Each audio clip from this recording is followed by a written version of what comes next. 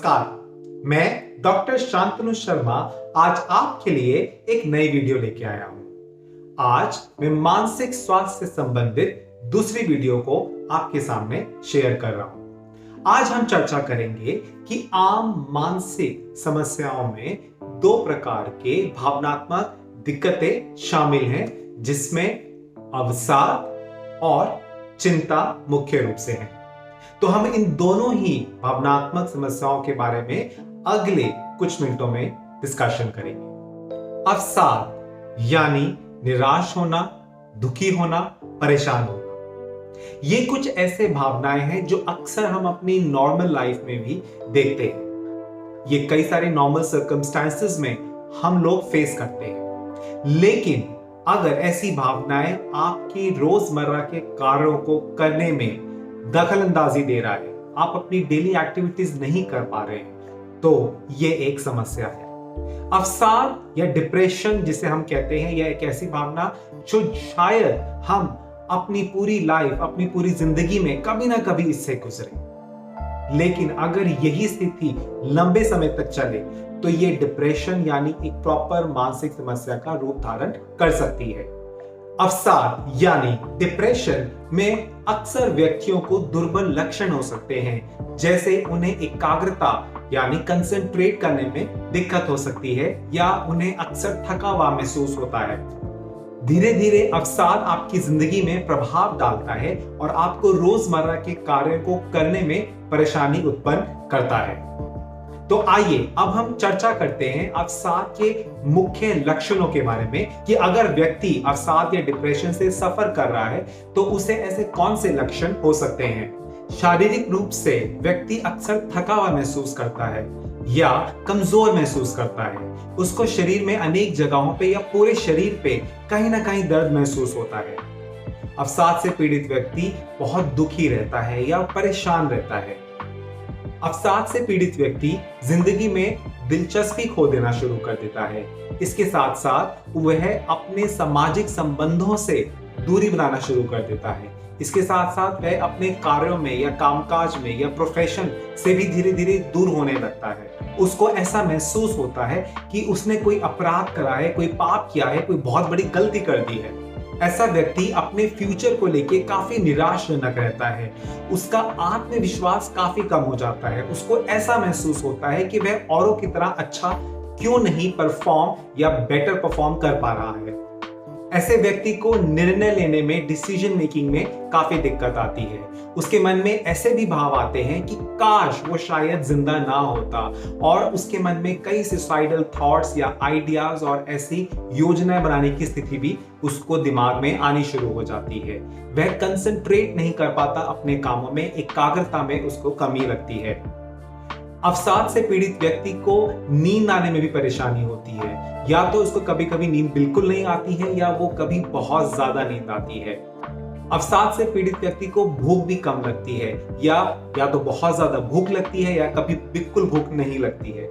इसके अलावा अवसाद से पीड़ित व्यक्ति की यौन संबंध बनाने की जो इच्छा है उसमें भी कमी आती है।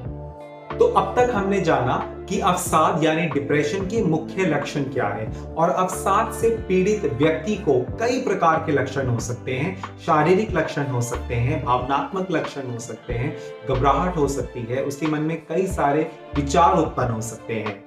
ये हम सब की जिंदगी में अगर ये थोड़े समय के लिए है या ट्रांजिटरी है तो नॉर्मल हो सकता है। हम किन्हीं पर्टिकुलर परिस्थितियों में ऐसा महसूस कर सकते हैं। लेकिन अगर यही सारे लक्षण लंबे समय तक चलते जाएं और हमें ये लक्षण बार बार हुए तो यह एक समस्या है और हमें इसके लिए अपना इलाज या उपचार कराना बहुत जरूरी है।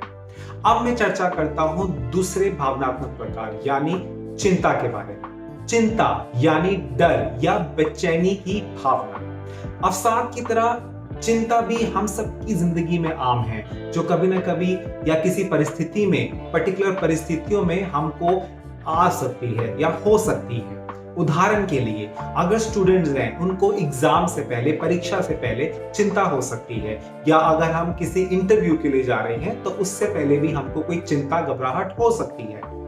कुछ लोग हमेशा चिंतित रहते हैं, लेकिन अगर उनके सामने कोई ऐसी परिस्थिति आ जाए तो वो उसका डटकर सामना कर सकते हैं।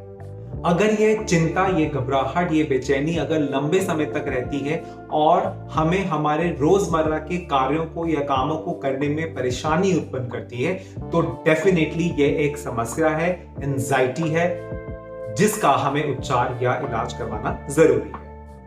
चिंतित व्यक्ति या एंजाइटी से सफर कर रहे व्यक्ति को भी कई सारे शारीरिक और भावनात्मक या मानसिक रूप से लक्षण हो सकते हैं।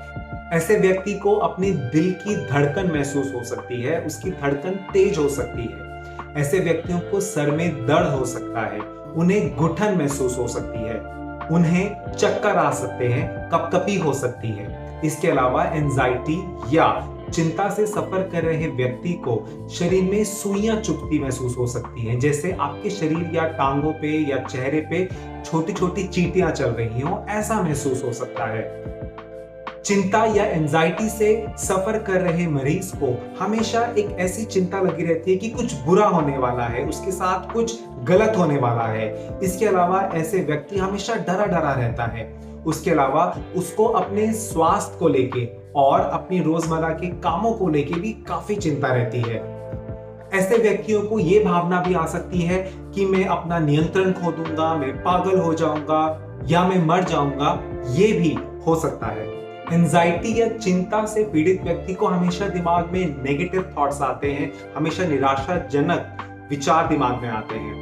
इसके अलावा ऐसा व्यक्ति हमेशा ऐसी चीजों से बचने की कोशिश करता है जिससे उसको डर लगता है, जैसे वो पब्लिक ट्रांसपोर्ट नहीं यूज करना चाहता या वो मार्केट प्लेसेस पे जाना नहीं चाहता। इसके अलावा चिंतित व्यक्ति को नींद भी नहीं अच्छे से आती है।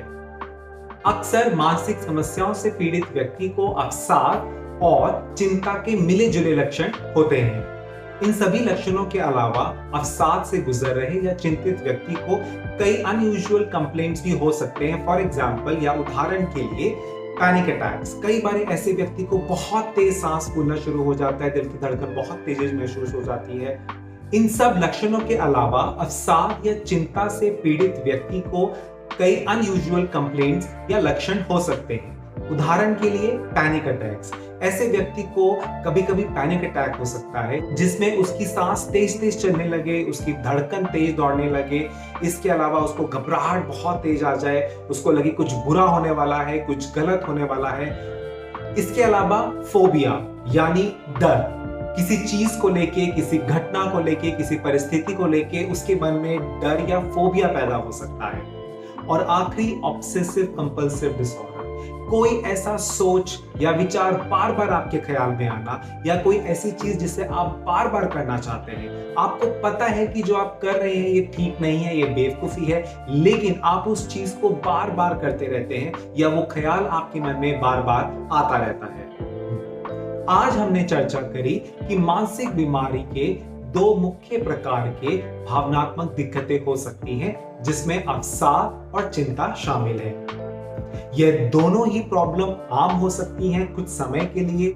हर व्यक्ति अपनी जिंदगी में कभी ना कभी इन समस्याओं से गुजर सकता है, लेकिन अगर अवसाद या चिंता यानी डिप्रेशन या एंजाइटी आपकी जिंदगी में आपकी डेली एक्टिविटीज को, आपकी रूटीन की लाइफ एक्टिविटीज को अगर हैम्पर कर रही है, आपको नहीं करने दे रही है, कुछ ऐसी चीजें जो आपको बार बार बॉदर कर रही है, और अगर इनके लक्षण जो मैंने आपको बताए अगर वो लंबे समय तक आपको प्रॉब्लम क्रिएट कर रहे हैं, तो ये डेफिनेटली एक प्रॉब्लम है जिसका सही समय पे इलाज होना बहुत अनिवार्य है। मैं जल्द ही आपके सामने एक नई वीडियो लेके आऊंगा और उस वीडियो में हम कई सारी शायद केस स्टडीज डिस्कस करें।